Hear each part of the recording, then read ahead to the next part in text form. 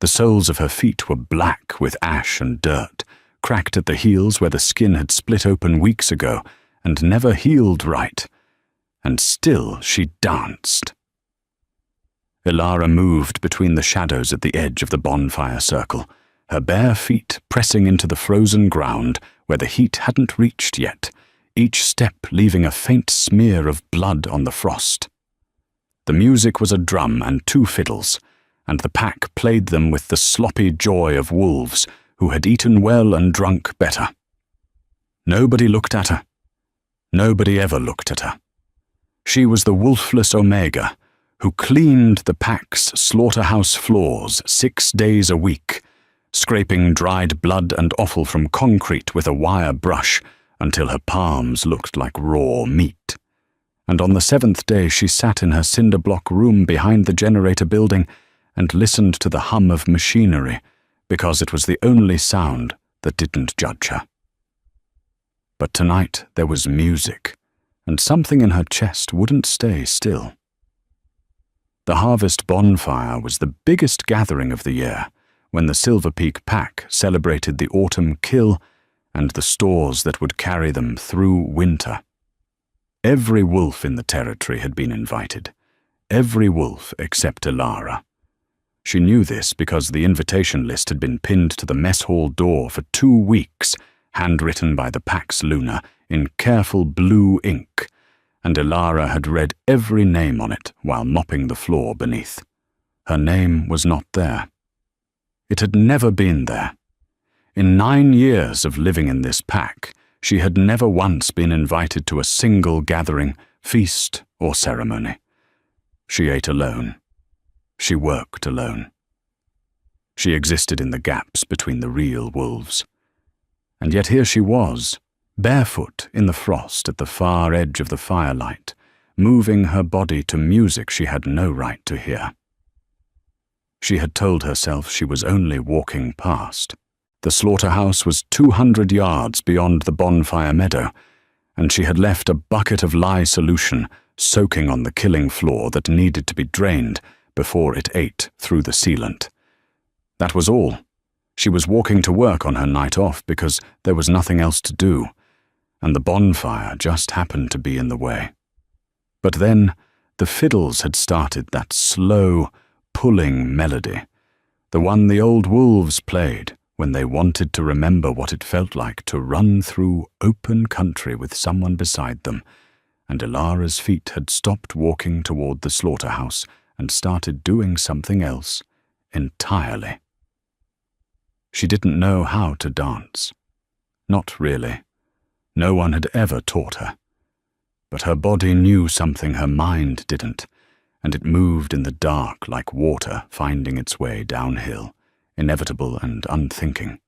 Her arms lifted, her cracked heels pressed into the frozen earth, and the pain was bright and specific, and somehow part of the rhythm, a percussion of her own making. She closed her eyes. For 30 seconds, she was not the wolfless girl. She was not the orphan who had been traded to Silver Peak at age 11 for a crate of winter pelts and a favor owed. She was not the Omega who smelled like bleach and dead things. She was just a body in motion, and the fire was warm on her face, and the music was the most beautiful sound she had ever heard. Then someone threw a bottle. It didn't hit her. It shattered on the ground 3 feet to her left, spraying cheap whiskey and glass across the frozen grass, and Ilara's eyes snapped open to see Renata standing at the edge of the bonfire circle with her hand still extended from the throw. Renata was the kind of beautiful that worked like a weapon, tall, golden-skinned, with hair the color of dark honey that she wore loose because she knew the firelight would catch it. She was the daughter of Beta Harlan, the pack's second-in-command, and she had been positioning herself as the future Luna of Silver Peak for 3 years with the patience and precision of a siege engineer. She wore a wine-colored dress that showed her collarbones and a smile that showed nothing at all. "Who let the slaughterhouse rat out of its cage?" Renata said, loud enough for the wolves nearest the fire to hear. She didn't shout. She didn't need to. She had the kind of voice that carried because people wanted to listen to it. Several heads turned. Some laughed. Most just looked at Alara with the flat, disinterested gaze of wolves watching something that wasn't quite prey, but wasn't quite anything else either. Alara's arms dropped to her sides. The music hadn't stopped, but she couldn't hear it anymore. All she could hear was her own breathing and the wet sound her feet made on the ground, blood and frost and whiskey mixing under her soles. She should have run. That was what she always did. 9 years of practice had made her an expert at disappearing, at folding herself into corners and crawling into spaces too small for anyone to bother reaching into. But something held her feet to the ground. Not courage. She wasn't brave. It was something older than that. Something that lived in her bones where a wolf should have been, but wasn't. And it whispered one word. Stay. So she stayed. She stood at the edge of the firelight with glass in her feet and her chin level and her hands trembling at her sides, and she looked at Renata with eyes that were too steady for someone who had nothing. You're bleeding on the grass, Renata said, wrinkling her nose. Her friend Maeve laughed. Another friend, the one whose name Alara could never remember, took a step forward like she might grab Ilara's arm, but Renata waved her off. Let her stand there. She'll get cold enough eventually. The wolfless ones always do. The pack went back to their celebration. Alara was forgotten in the time it took the fiddles to start a new song. She stood bleeding at the edge of the light, and nobody cared, and the night was so cold she could feel it in her teeth. She did not know that someone was watching. She did not know that 200 yards away, on the ridge above the bonfire meadow, a convoy of black vehicles had stopped on the mountain road, and a man was standing at the tree line with his hands in the pockets of a coat that cost more than the Silver Peak Pack's entire slaughterhouse, and his eyes had not moved from her since the moment she began to dance. She did not know any of this. She only knew that her feet hurt, and that she should go drain the lye bucket before it ruined the floor, and that for 30 seconds she had been something other than invisible, and that it had been worth every shard of glass. She turned and walked toward the slaughterhouse, leaving small red footprints in the frost behind her. The man on the ridge watched her go. His driver cleared his throat and said, "Alpha King, the Silver Peak delegation is waiting," and the man said nothing. His eyes tracked the girl until she disappeared into the dark bulk of the slaughterhouse building, and then he stood very still for a long time, breathing through his mouth because something about breathing through his nose made his vision blur and his wolf claw at the inside of his ribs like an animal trying to dig out of a grave. Alaric Voss, Alpha King of the Northern Territories, 34 years old, undefeated in challenge combat, ruler of 11 packs and feared by all of them, closed his eyes and pressed his fist against his sternum where his wolf was howling, and said a single word. Mate. His beta, Corvin, who had served him for 12 years and had never once seen the Alpha King lose his composure, took a step back. Alaric opened his eyes. They were gold. Not brown gold, not amber, not any of the warm human colors that might approximate the word. They were the yellow gold of a predator's iris catching light, and they glowed in the dark with a luminescence that had nothing to do with the distant bonfire. "The girl," Alaric said. His voice was quiet. Corvin would later describe it as the quietest he'd ever heard the Alpha King speak, and he would say that this was what frightened him most. "Who is she?" "I don't know," Corvin said. "She looked like a servant. Maybe an Omega." "Find out." Alaric got back into the vehicle. He sat in the leather seat, and he pressed his forehead against the cold window glass, and he did not say another word for the entire drive down to the Silver Peak compound. His wolf was still howling. His hands were shaking. He pressed them flat against his thighs and held them there until the shaking stopped. And then they started again. And he let them, because there was nothing to be done about it. He had not expected this. He had come to Silver Peak for a territorial inspection, one of the routine visits he made to the packs under his authority to ensure compliance with resource quotas and border protocols. It was supposed to be 3 days of boring meetings and diplomatic meals, and the kind of performative deference that made him want to break things. He had not expected to look down from a ridge and see a barefoot girl dancing alone in the dark with blood on her feet and her face turned up to the fire like she was praying, and feel his entire world shift on its axis. He was not a romantic man. He did not believe in fate or destiny or the songs the old wolves sang about the moon goddess choosing mates. He believed in power, in discipline, in the careful management of violence. His last mate, Sarah, had died 3 years ago in a border skirmish, and he had grieved her with the focused precision of a man dismantling a bomb, taking each wire of pain and cutting it cleanly until the thing was diffused, and he could function again.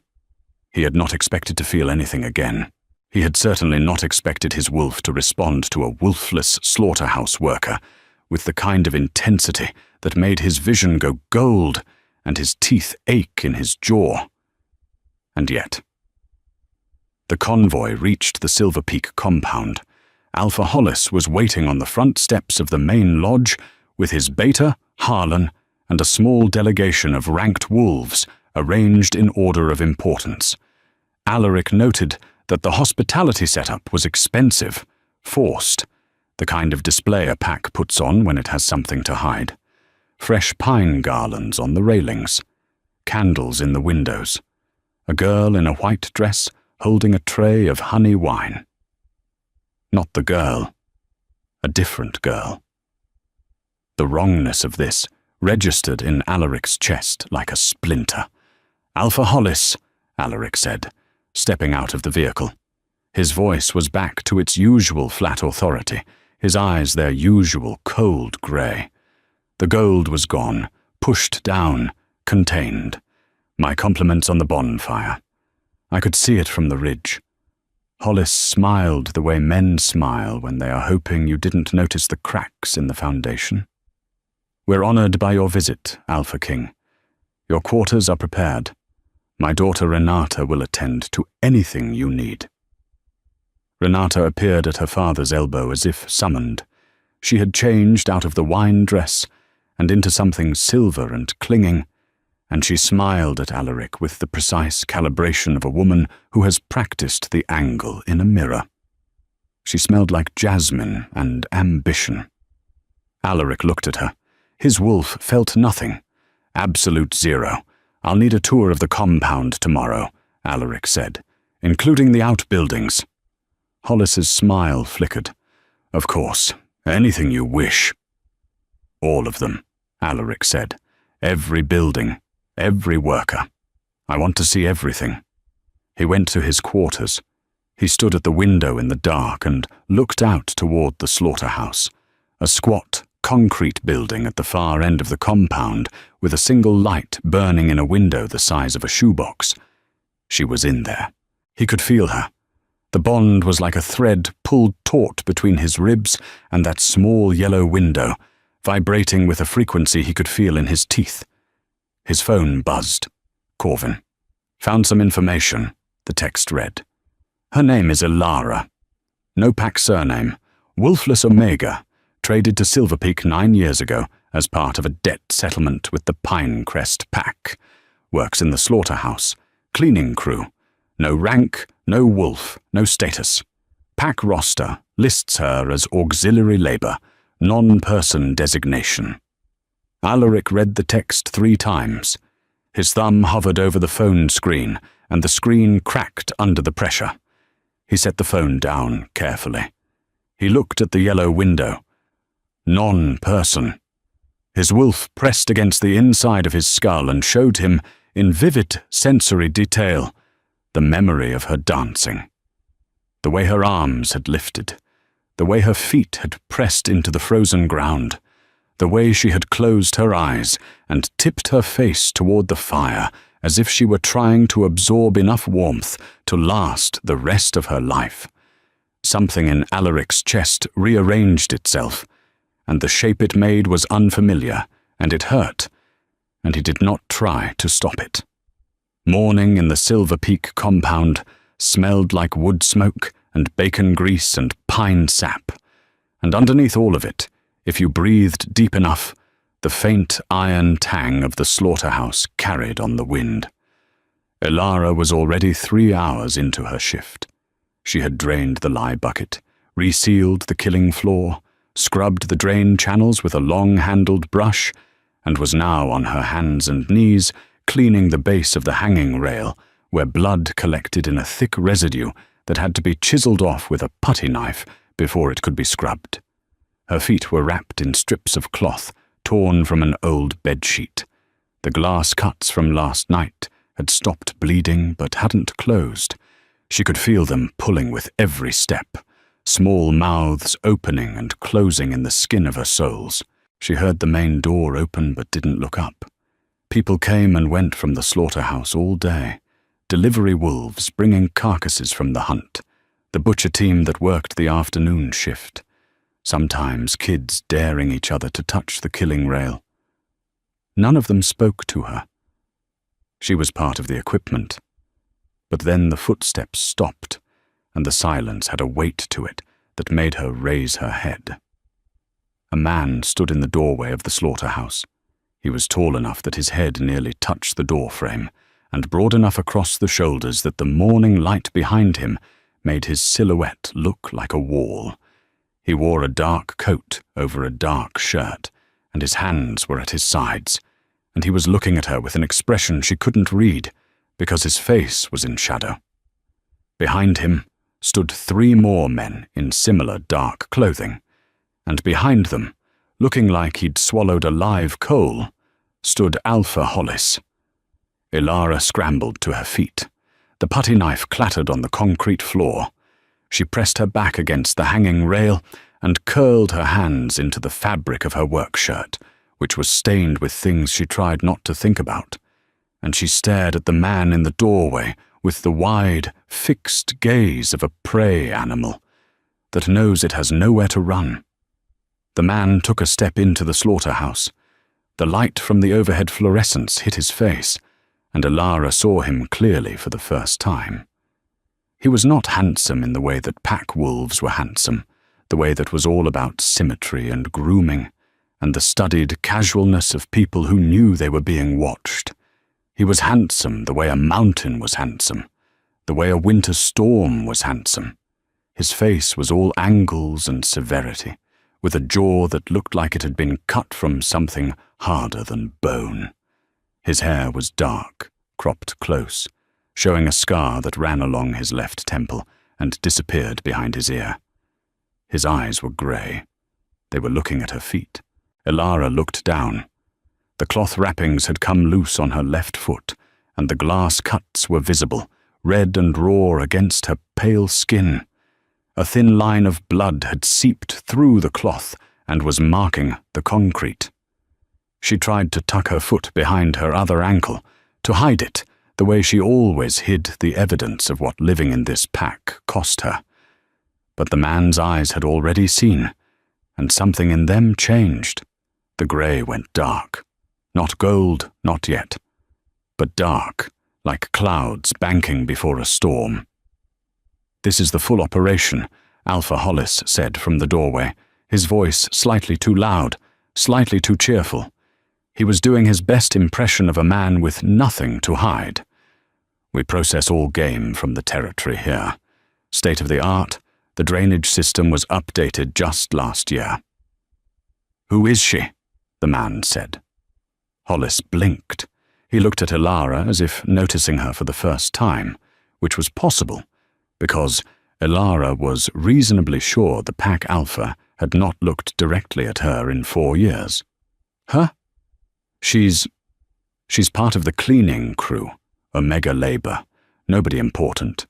The man in the dark coat turned and looked at Alpha Hollis. The look lasted 3 seconds. Hollis stopped talking. His face went the color of cold ash.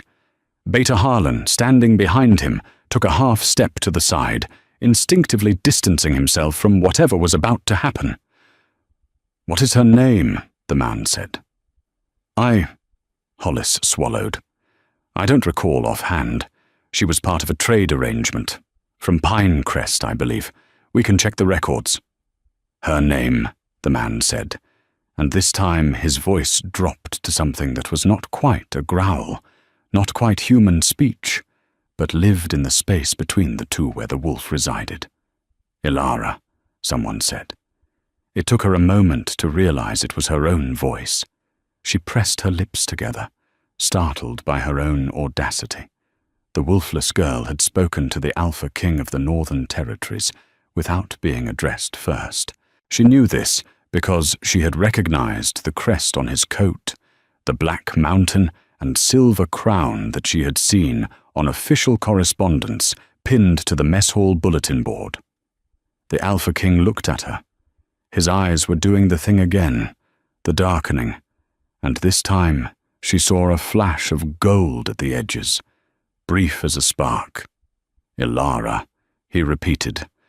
Her name in his mouth sounded different than she had ever heard it.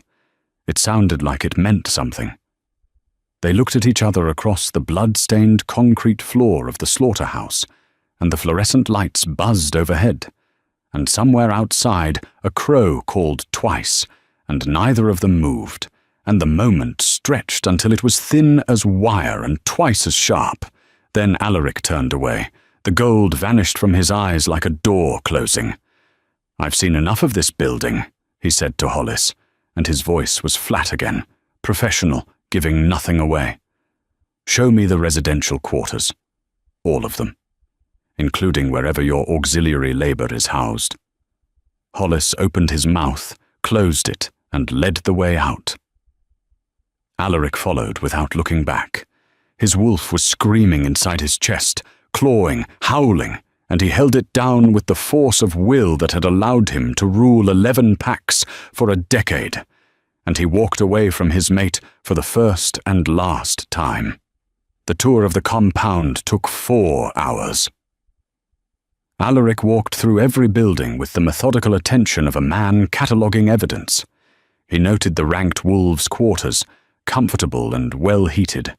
He noted the warrior barracks, adequate. He noted the Omega housing, a row of rooms in the basement of the main lodge that were small but clean. Then he asked to see the auxiliary housing, and Hollis led him behind the generator building, and Alaric saw the cinder block room where Ilara lived. It was 8 feet by 8 feet. The walls were unpainted concrete, sweating with condensation from the generator's heat. There was a mattress on the floor, thin as a paperback novel, with a single wool blanket that had been washed so many times it was translucent. A plastic crate served as a table. On it sat a tin cup, a bar of soap wrapped in wax paper, and a library book. Alaric picked up the book. Poetry. Neruda. The pages were soft, with handling. The spine cracked at specific poems, and someone had underlined a single line in pencil, so faint it was almost invisible. "I want to be with you, that's all. Everything else is just everything else." Alaric set the book down. His face showed nothing.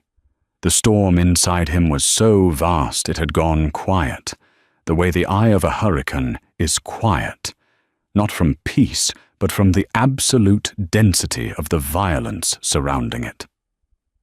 "How long has she lived here?" he asked. Hollis shifted his weight. "Several years. The auxiliary workers prefer the privacy." Alaric looked at him. There was no gold in his eyes.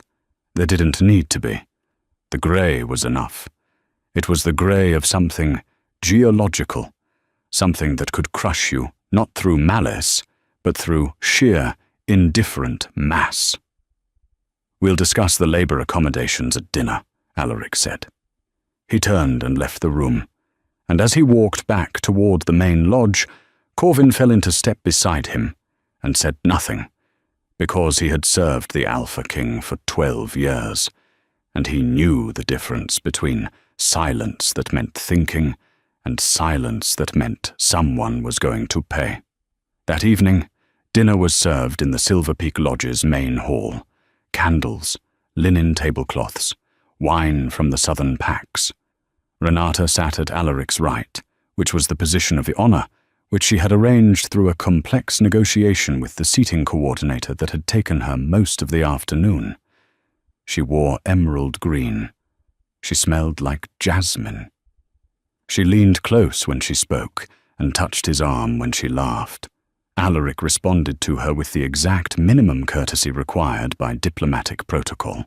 His wolf was turned entirely in another direction, straining toward the far end of the compound, toward the concrete room behind the generator.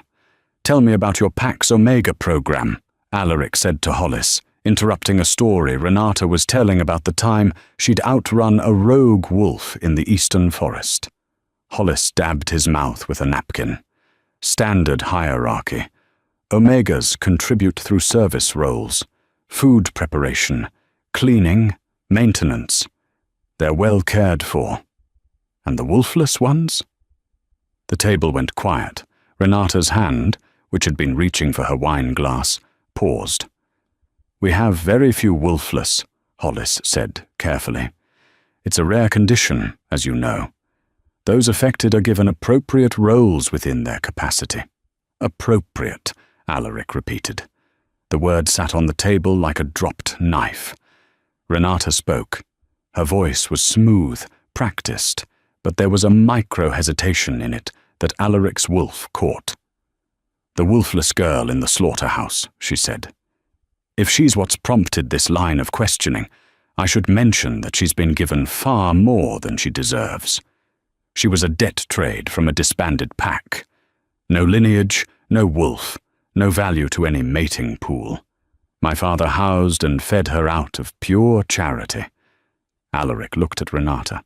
He looked at her for long enough that the color in her cheeks shifted from confidence to uncertainty, and then he said, "I'll have coffee in my quarters," and stood and left the dinner table while Renata's hand was still hovering over her wine glass. Later that night, Alaric stood at his window again. The yellow light in the slaughterhouse window was burning. His wolf pressed against his chest, a physical ache, and Alaric pressed his palm flat against the cold glass and let himself feel it. 3 years since Sarah. He had closed that door, bricked it up. He had made himself into something efficient and cold and necessary, a tool of governance rather than a man. Because that was what his people needed from him, and because the alternative was feeling the jagged hole where she had been, and the hole was large enough to fall into. Now the hole was filling with something he hadn't chosen and couldn't control, and the something had cracked heels and smelled like lye soap, and danced alone at bonfires she wasn't invited to, and his wolf was telling him in a voice that left no room for argument that this was his. Alaric was not a man who wrestled with decisions. He analyzed, he concluded, he acted. But this required wrestling, because the girl was wolfless and packless and covered in blood in a concrete room, and claiming her would mean upending every political alliance he had spent a decade building. Hollis was already angling Renata as a strategic match. The Silver Peak Pack's resources were valuable. A rejected engagement could destabilize the northern border. He stood at the window until 3 in the morning, and then he went to bed and did not sleep. And in the morning, he put on his cold grey face and went to the slaughterhouse. Ilara was cleaning the drain channels again. She heard his footsteps and knew they were his before she looked up, because they sounded different from every other footstep she had ever heard in this building. They sounded like they belonged to someone who had never been afraid of anything. She stood. Her hands were red from the chemical solution she used on the drains. Her feet were rewrapped in fresh cloth strips. She looked at the Alpha King of the Northern Territories and waited for whatever was about to happen to her. Alaric stood 6 feet away. He didn't come closer.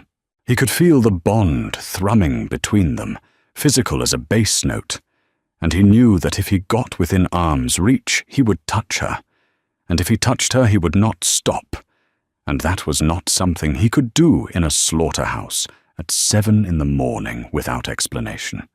"Your feet," he said. "They're fine." "They're not fine. I can smell the infection from here." Elara looked down at her wrapped feet. She wiggled her toes inside the cloth. It hurt, but she had long ago lost the ability to distinguish between types of pain. Pain was just the texture of being alive. "Glass," she said. "From last night. It's nothing. From the bonfire." She looked at him sharply.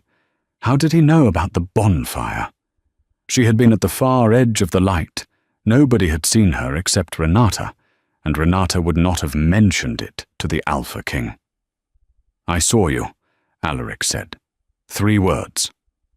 They dropped into the space between them and changed its composition entirely. Elara felt something move in her chest, something she had no name for, something that lived where her wolf should have been, but never was.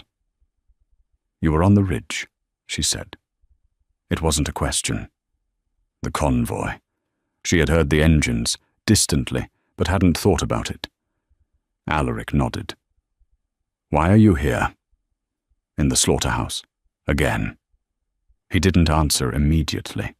He looked at her hands, her stained shirt, the putty knife on the floor, the blood residue she'd been chiseling from the hanging rail. He looked at all of it, the way a man looks at a crime scene when he's the one who has to decide the punishment. "Do you have a wolf?" he asked. "No." "Have you ever shifted?" "No, I'm wolfless. Everyone knows." Alaric's jaw tightened. His eyes flickered gold, just the edges, and then back to grey. Elara saw it and felt the thing in her chest move again, stronger this time, like a fist closing around something warm. "I need you to come to the main lodge this afternoon," he said. 3 o'clock. "There's a medical examination scheduled for all compound workers. You're included. I've never been included before. You are now." He turned and left. At the door, he paused with his back to her and said, without turning around, "You dance like someone who remembers how to fly." Then he was gone, and Elara stood in the fluorescent light of the slaughterhouse with chemical burns on her hands and blood on her feet, and the echo of the strangest compliment she had ever received ringing in her ears like a bell. The medical examination was not, in fact, for all compound workers. It was for Elara alone. The pack doctor, a tired beta named Gretchen, who smelled like antiseptic and peppermint, cleaned the glass from her feet with tweezers, treated the infection with antibiotics, and wrapped them in proper bandages while making small, disapproving sounds. "When did you last eat a full meal?" Gretchen asked, running her hands along Elara's ribs, counting them like a musician counting keys. Elara had to think about it. "Yesterday." "No, the day before that." There had been bread and some broth. Gretchen wrote something on her clipboard and did not share it, but her jaw was tight. Outside the medical room, Alaric waited in the hallway. Corvin stood beside him, radiating the specific discomfort of a beta who knows his alpha is about to do something politically catastrophic. "You could wait," Corvin said carefully. "Investigate further. Build a case for the labor violations. Remove her through official channels." Alaric said nothing. "The Hollis Alliance is worth 3 northern border garrisons," Corvin continued. "Renata's match was going to secure those. If you claim a wolfless Omega from the slaughterhouse, my wolf is chosen," Alaric said. Corvin exhaled through his nose. "When?" he asked. "Not yet. She's injured and malnourished, and she doesn't know who I am to her. I won't put that weight on someone who can barely stand." This was the thing about Alaric that his enemies never understood. They saw the cold face, the gold eyes, the Alpha King who had killed the previous king in single combat at 22. They did not see the man who had held his dying mate in the mud of a border ditch and made a promise to himself that he would never again be the reason someone he loved was afraid. The medical room door opened. Gretchen came out and handed Alaric the clipboard without looking at him, which he respected, because it meant she was too angry about what she'd found to be deferential. He read the report. Malnutrition, chronic. Foot lacerations, infected.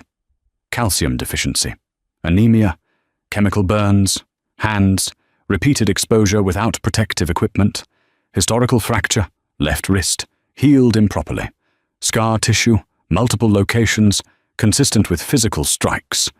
Alaric read it twice. Then he folded the clipboard in half with his hands, the metal clip snapping, and set it on the hallway table. "Move her," he said to Corvin, "tonight, out of the generator building. Put her in the East Wing guest quarters. Post 2 of our wolves at the door. That will alert Hollis." "Good." Corvin looked at his Alpha and saw the gold bleeding into his eyes, slow and steady as a sunrise, and he went to make arrangements. The news moved through the Silver Peak pack like fire through dry grass. The Alpha King had moved the Slaughterhouse Omega into the guest wing. The Alpha King had posted his own guards at her door. The Alpha King had requested she be given meals from the main kitchen, 3 times a day, delivered by his own staff. Renata heard the news while brushing her hair for bed. The brush stopped mid-stroke. She set it down on the vanity and looked at her own reflection for a long time, and her face did something complicated. Here is the thing about Renata that nobody in the pack knew, because she had never let them see it. She was afraid. Not of the Alpha King, not of losing her position, not of the political consequences. She was afraid of becoming her mother, who had been Beta Harlan's first mate, who had been so fixated on status and rank that she had forgotten to be a person, and who had walked into the winter woods one February evening and had not walked out. Renata had been 11. She had found the scarf first, frozen stiff on a branch, and she had stood in the snow holding it until Harlan found her and carried her home without saying a word about where her mother had gone. So Renata was afraid, and her fear wore ambition's face, and she brushed her hair with steady strokes and planned her next move with the precision of someone who believed that if she stopped climbing, she would fall, and the bottom was a February evening in the woods, with no one coming to find her. She went to Ilara's room in the East Wing at midnight. The Alpha King's guards let her pass, because she was the Beta's daughter and outranked them in the pack hierarchy. Ilara was sitting on the edge of a real bed for the first time in 9 years. The sheets were cotton, the pillow had a pillowcase, there was a lamp that cast warm light, there was a window with curtains. She was touching the curtain fabric with her fingertips, running it between her thumb and forefinger, and her eyes were wet, but she wasn't crying. Renata stood in the doorway and looked at the girl she had thrown a bottle at 24 hours ago, and something in her chest twisted in a way she didn't want to examine. "You should know what you're getting into," Renata said. Ilara looked up. Her expression was not afraid, which surprised Renata. It was wary, the way a feral cat watches a hand that might feed or strike. "The Alpha King lost his mate 3 years ago," Renata said. She sat on the chair by the desk without asking, crossing her legs, maintaining her composure with the discipline of long practice. A border fight. She was pregnant. 7 months. He lost them both. Ilara said nothing. Her hand was still touching the curtain. "He came here for a political match," Renata continued. "Me. It's been arranged for months. My father's garrison forces for his northern border. My bloodline for his legacy. She paused. You understand what that means. If he's paying attention to you, it's not because of who you are. It's because of what you remind him of. And when the novelty wears off, you'll be back in the slaughterhouse, and I'll be Luna, and this will have been a very expensive way to learn that you don't belong in clean sheets. Renata delivered this speech with perfect composure, and only someone who was very good at reading silence would have noticed that her hands were clenched in her lap, and that the thing she was most afraid of was not Ilara taking her position, but the possibility that Alaric might actually love someone, because that would mean love was real, and if love was real, then her mother had walked into those woods for no reason. Ilara looked at Renata for a long time. Then she said, "He had a mate. She was pregnant." "Yes." "And he lost her." "In the mud," Renata said, and for a fraction of a second her voice was not strategic, it was human, and it held the specific quality of someone who had researched this story not as ammunition, but as something that kept her up at night. The silence between them lasted 8 seconds. Then Renata stood, smoothed her robe, and walked to the door. "You should go back to the slaughterhouse voluntarily," Renata said. "It would be easier for everyone, including you." She left. Ilara sat on the bed and stared at the door, and thought about a man who had lost his pregnant mate in the mud of a border ditch, and she pressed her hand against her own chest where her wolf should have been, and she felt the thing that lived there instead, the warm, nameless pressure that had been growing since the Alpha King said her name in the slaughterhouse, and she whispered to the empty room, "I'm sorry about your wife." She didn't know that Alaric was standing in the hallway outside, that he'd come to check on her and had heard Renata's voice through the door, and that he had stood there through the entire conversation, and that her whispered words were the first thing anyone had said to him about Serra in 3 years that didn't sound like politics. He pressed his forehead against the wall, and his wolf keened, a sound of grief and recognition so tangled together he couldn't tell where one ended and the other began. Morning. Ilara woke up in clean sheets, and for 3 seconds didn't know where she was. The ceiling was white, not concrete grey. The air smelled like lavender and fresh linen instead of generator exhaust. Her feet, properly bandaged, throbbed with a clean pain instead of the dirty ache of infection. Then she remembered, and the remembering was so strange it felt like fiction. She went to the window. The compound spread below her, the main lodge, the training grounds, the forest beyond. Pack wolves were gathering in the central courtyard for morning drills. She could see Renata standing with a group of ranked females near the lodge steps, golden hair catching the early sun, and she could see Alaric. He was in the training yard, shirtless despite the cold, sparring with 2 of his own warriors simultaneously. His body moved with a controlled violence that was almost beautiful, each strike precise, each dodge calculated, the muscles in his back and shoulders shifting under skin that was mapped with scars. He fought the way he walked, like someone who had never been afraid of anything. Ilara watched from the window and felt the warm pressure in her chest expand until it pressed against her ribs. A knock at the door. She opened it to find Corvin, the Alpha King's beta, holding a tray with eggs, toast, sliced fruit, and a cup of tea. "From the Alpha King," Corvin said. "He asks that you eat everything. You can tell the Alpha King I've been feeding myself for 9 years." Corvin's mouth twitched, something that might have been a smile, quickly suppressed.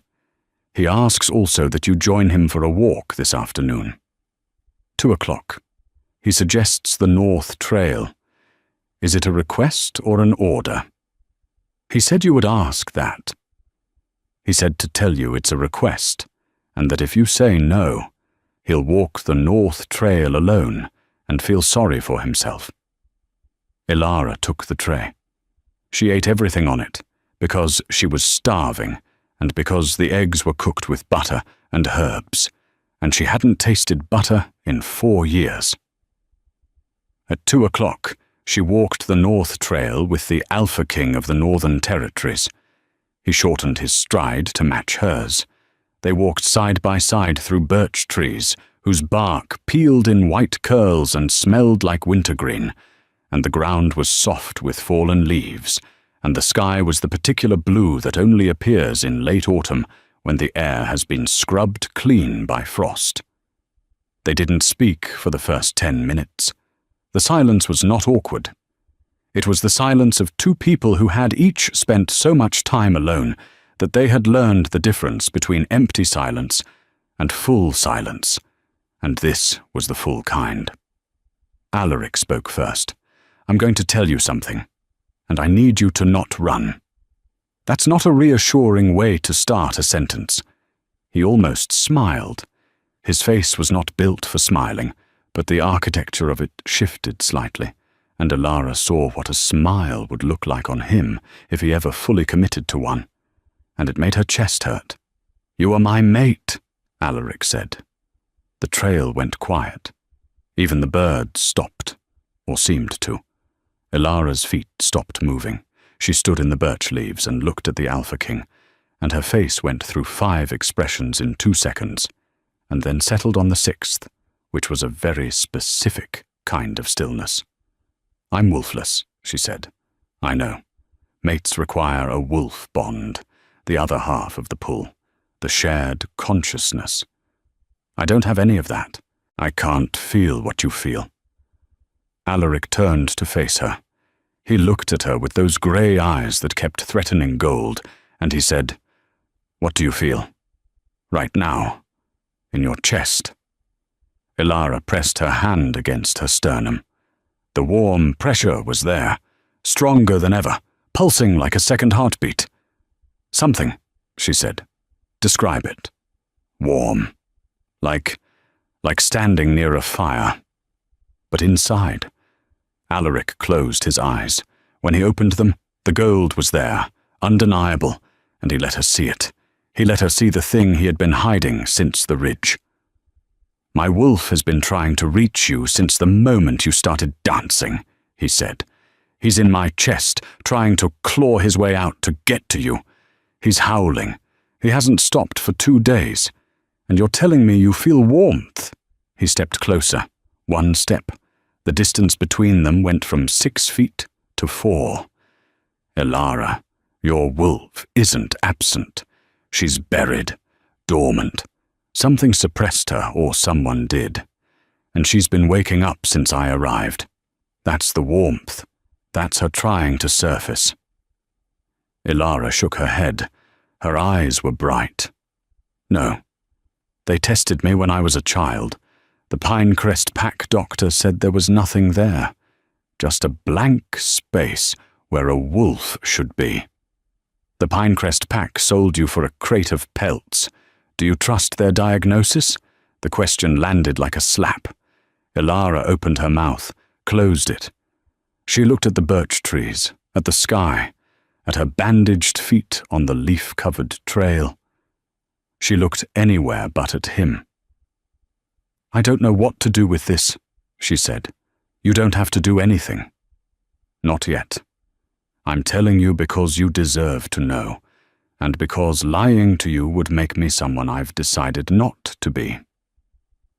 They stood on the trail in the birch-scented silence, 4 feet apart, and neither of them closed the distance, and neither of them walked away. "What happened to your mate?" Ilara asked. "The first one."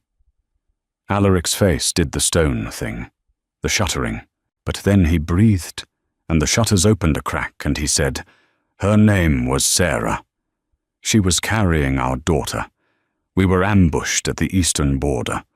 I held her in the mud and watched her eyes go out like someone turning off a lamp, and our daughter died with her, and I couldn't save either of them, and that is the truest thing I have ever said to anyone."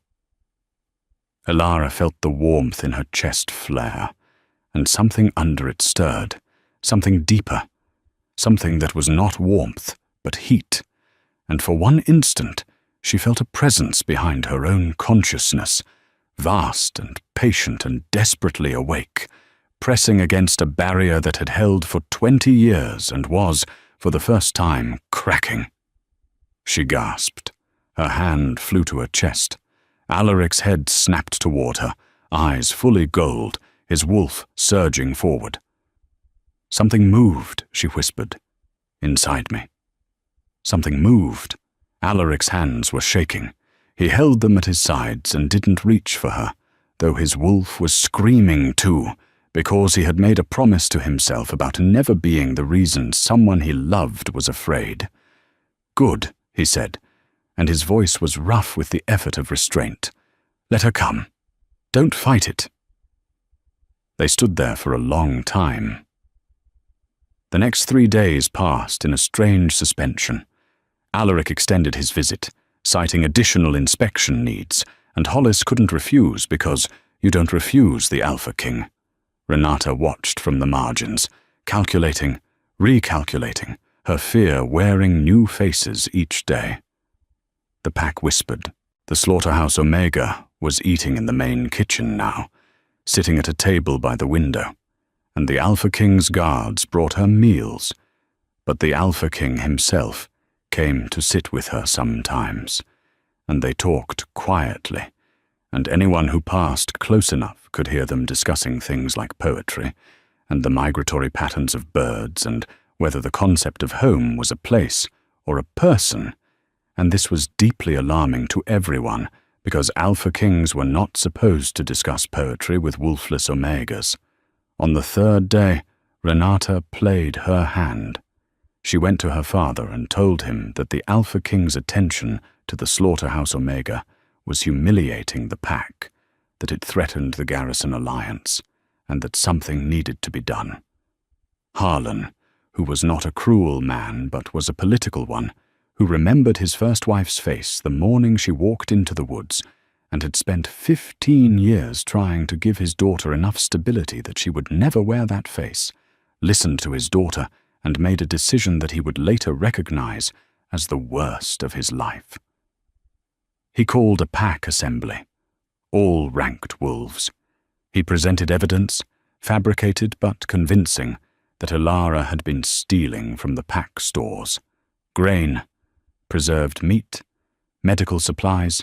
The evidence included a cache of goods hidden in the generator building, planted there by one of Harlan's loyalists, and the testimony of 3 Omega workers who had been told their rations would be halved if they didn't cooperate. The trial took place in the main hall at noon. Elara stood in the center of the room, with the evidence arrayed on a table in front of her, and 30 ranked wolves sat in judgment, and Hollis presided, and Renata sat in the front row with her hands folded and her golden hair shining. Alaric was not there. He had been called to the border for an urgent communication from his eastern garrison, a communication that Harlan had arranged through a contact who owed him a favor. The timing was precise. The Alpha King would be gone for 2 hours. That was long enough. Elara looked at the stolen goods on the table. She had never seen them before. The grain was a type she didn't eat. The medical supplies were still sealed in packaging she'd never handled. She said this. Nobody listened. Hollis passed judgment with the weary efficiency of a man who wanted it over. Expulsion from the compound, immediate. She would be escorted to the territory border and released into unclaimed land. In November. Barefoot. With nothing. The pack guard took her arm. Elara didn't fight. She had learned long ago that fighting made it worse. She walked between 2 guards toward the compound gate, and her bandaged feet left marks on the packed dirt, and the warm pressure in her chest was screaming. Not screaming, howling. It was a howl that started deep in her sternum and rose through her chest and into her throat, and it was not her voice. It was something older and larger and infinitely more powerful, and it tore out of her mouth with a force that dropped both guards to their knees and shattered the glass in the lodge windows and made every wolf in the compound flatten their ears and whimper. Ilara stood in the courtyard, with her head thrown back and her mouth open, and a sound coming out of her that no wolfless person had ever made. A sound that was pure alpha, pure wolf, pure power, and the thing inside her chest broke through the barrier that had held it for 20 years and flooded her consciousness like a dam giving way. She could see everything, smell everything, feel everything. The world was suddenly vivid in a way that was almost painful, every color brighter, every scent layered and complex, and inside her mind a presence unfolded like wings, enormous and luminous, and it said, in a voice that was hers but wasn't, "I have been waiting." Her eyes, which had always been brown, turned silver. Not grey, silver. The color of moonlight on snow. Every wolf in the compound felt it. The surge of power, the resonance of an alpha female whose wolf had been suppressed, buried, held down for 2 decades, emerging with all the force of something that has been compressed beyond bearing. In the border communication tent, 3 miles away, Alaric felt it too. He felt it like a detonation in his chest, a blast of heat and light and recognition that blew through the bond like a shock wave, and his wolf answered with a roar that made his men scramble backward, and his eyes go so gold they looked like molten metal. He shifted. He didn't decide to. His wolf took over with a finality that left no room for human deliberation. One moment, he was a man in a dark coat reaching for the tent flap. The next, he was an enormous black wolf, 8 feet at the shoulder, with eyes like burning coins, and he was running. He covered the 3 miles in 90 seconds. He crashed through the compound gate hard enough to splinter the wood and send the hinges flying, and he stood in the courtyard with his massive head lowered and his lips pulled back and his teeth bared, and every wolf in Silver Peak who was still standing dropped to their bellies and submitted, except Ilara. Ilara was standing in the middle of the courtyard, and her eyes were silver, and she was looking at the black wolf with an expression of absolute recognition. "Hello," she said. The black wolf crossed the courtyard in 4 strides. He pressed his massive head against her chest, right over the place where her wolf lived, and he breathed, and she breathed, and the bond locked into place with a sound that only they could hear, a deep harmonic resonance, like 2 tuning forks finding the same frequency. Alaric shifted back. He was kneeling at her feet, his hands on her hips, his forehead against her stomach, and he was breathing hard, and his eyes were gold, and he said, "Mine." Ilara put her hands in his hair. She could feel his wolf through the bond now, could feel the enormous, grieving, hopeful, terrified creature that lived inside the Alpha King, and it was reaching for her wolf, and her wolf was reaching back, and they were tangling together like 2 rivers joining. "Yours," she said. Hollis was standing on the lodge steps. His face was the color of paper. Beside him, Harlan had the expression of a man watching the avalanche he accidentally triggered bearing down on his house. Alaric stood. He kept one hand on Ilara, his palm flat against the small of her back, and he turned to face the Silver Peak pack with gold eyes and a voice that came from a place beyond human speech. "This woman is my fated mate," he said. His voice carried without effort. It filled the courtyard, the buildings, the spaces between the trees. "She is your future queen. She is under my protection, my claim, and my authority, and anyone who has harmed her, starved her, housed her in concrete, worked her in blood, or raised a hand or a bottle or a voice against her will answer to me personally. and I am not, as you may have noticed, a patient man." The silence that followed was so absolute that Alara could hear her own heartbeat. Then Alaric looked at Hollis. "The evidence of theft," he said. "Where did it come from?" Hollis couldn't speak. His mouth moved. No sound came out. It was Renata who stepped forward. She stepped out of the front row of seated wolves and stood in the courtyard with her golden hair and her emerald dress and her spine straight. And she said, "My father arranged it. The evidence was planted. The witnesses were coerced. I asked him to do it." The courtyard stared at her. Harlan made a sound. Renata looked at Alaric with eyes that held something more complicated than defiance. "I wanted the lunar position. Not because I love you, because I need to be something. Because if I stop climbing, I'll end up in the woods like my mother, and nobody will come looking." The courtyard went silent again. Alaric looked at Renata, and for a long moment his gold eyes held something other than fury. Something that might have been recognition. Something that acknowledged the shape of her fear without forgiving what it had made her do. "Your honesty," he said, "is the only reason you're still standing." Renata's chin trembled. 1 second, then she controlled it.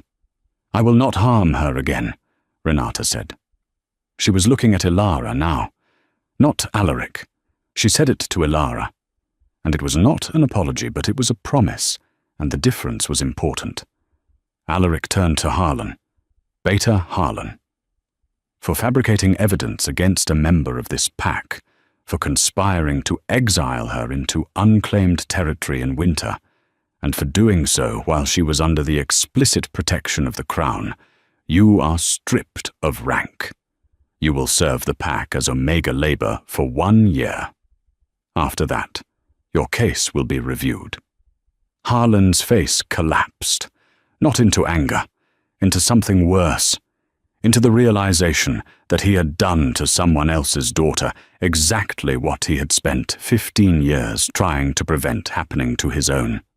"Alpha Hollis," Alaric continued, "you presided over a pack that traded for a child, suppressed her wolf through neglect and malnutrition, housed her in a concrete cell. And when she was claimed by your king, you conspired to remove her. You are removed as Pack Alpha, effective immediately. Silver Peak will be administered by a regent of my choosing until new leadership is established." Hollis opened his mouth, closed it, nodded. There was nothing else to do. Alaric looked at Alara. His gold eyes softened. Not the hard gold of command, the warm gold of something specific and personal and terrifyingly vulnerable. "Would you like to go home?" he asked. Alara looked at the compound she had lived in for 9 years. The slaughterhouse, the generator building, the cinder block room, the bonfire meadow where she had danced alone and been hit with a bottle. She looked at all of it, and then she looked at the man with gold eyes who was asking her a question that was not about geography. "Where is home?" she asked. "With me, if you want it." She took his hand. Her chemical-burned fingers wrapped around his scarred ones. He closed his grip around them, careful, gentle, the hands that had killed men and held a dying mate in the mud and cracked a phone screen and folded a clipboard in half, holding hers like something he could not afford to break. They left Silver Peak 3 hours later. The convoy took the mountain road, and Alara sat in the leather seat of the Alpha King's vehicle and pressed her forehead against the cold window glass and watched the trees go past and felt her wolf inside her chest, awake and vast and warm, curled around Alaric's wolf through the bond like two animals sleeping together for the first time.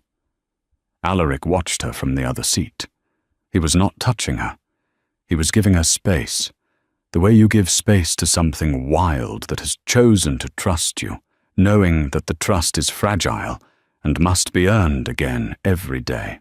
"Alara," he said. She turned from the window. I'm going to ask you something, and I need you to answer honestly. She waited. At the bonfire, when you danced, what were you thinking about? Ilara looked at him. Her silver eyes, still new to her, still strange, held steady on his gold ones. I was thinking that for 30 seconds I wanted to be something other than invisible. Alaric reached across the space between their seats and took her hand again. He held it against his chest, over his heart, where his wolf was pressed against his ribs, reaching for her. You were never invisible, he said. You were the only thing I could see. 4 months later, the Northern Territory's capital compound. Spring. Ilara stood on the balcony of the Alpha King's quarters and watched the sun come up over the mountain range that bordered the Eastern Territory. The air smelled like pine resin and snowmelt, and the particular sweetness of early wildflowers pushing through the last of the winter frost. Below her, the capital compound was waking, smoke rising from kitchen chimneys, wolves crossing the central yard in the grey pre-dawn light. Her feet were bare on the stone balcony. They were healed now, the glass scars faded to thin white lines on her soles, but she could still feel them when the stone was cold, a memory written in nerve endings. She pressed her hand against her stomach, flat still. Nothing showing yet. But she could feel it, the way she could feel her wolf, the way she could feel Alaric through the bond, even when he was on the other side of the compound. A third presence, small, new. A heartbeat the size of a hummingbird. She had told him last night. They had been sitting in the library, which was her favorite room in the compound, because it had 12,000 books and a fireplace and leather chairs that smelled like old smoke and cedar oil, and she had been reading Neruda, the same book she'd had in the cinder block room, which Alaric had sent Corvin back to Silver Peak to retrieve, and she had looked up from the page and said, "I'm pregnant," the same way she might have said, "It's raining." Alaric had set down the border report he was reading. He had looked at her. His eyes had gone gold so fast she'd heard the shift, a soft click in his irises, and then he had crossed the room and knelt beside her chair and pressed his forehead against her stomach and stayed there for a long time without saying anything. When he finally spoke, his voice was rough. "Is she safe?" It was the word she, not it. She. As if he already knew, the way wolves sometimes know. "She's safe," Ilara had said. She put her hands in his hair, the way she had in the courtyard at Silver Peak, and his wolf had pressed against the bond with a feeling she could only describe as ferocious tenderness, and her wolf had answered with the same. Now she stood on the balcony in the early light and felt the 3 heartbeats inside her, her own, her wolf's, and the small new one. And the mountain air was cold on her bare feet, and the wildflowers were pushing through the frost, and somewhere inside the compound, Alaric was walking toward her. She could feel him through the bond, his steady warmth approaching like sunrise. The balcony door opened behind her. His arms came around her waist. His chin rested on the top of her head. His hands, those scarred, careful hands, spread flat across her stomach. They stood there. 2 people who had each been alone in ways that should have broken them, who had found each other in the least likely place. A freezing meadow, a slaughterhouse floor, a courtyard full of wolves who had spent years pretending one of them didn't exist. Ilara leaned back against his chest. His heartbeat was steady against her spine. Below them, in the courtyard, the pack was beginning its day. Somewhere in the kitchen, someone was making bread, and the smell of it drifted up through the cold morning air. Yeast and wheat and warmth, the smell of a place that feeds its people, all of them, without exception. Ilara closed her eyes. Her wolf hummed. The small heartbeat fluttered. Alaric held her, and the sun came up, and her bare feet were warm on the cold stone.